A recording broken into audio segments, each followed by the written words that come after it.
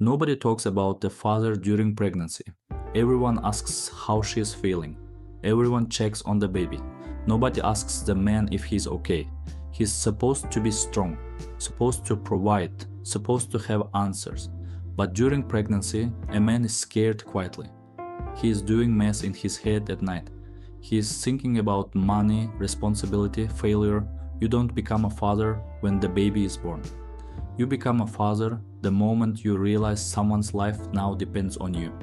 Pregnancy changes men too. We just don't talk about it. Here you go.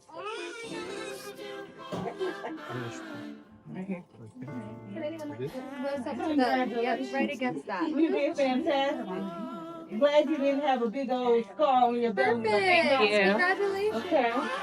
Girl. She's a good size too. Thank you so much for your help. No problem.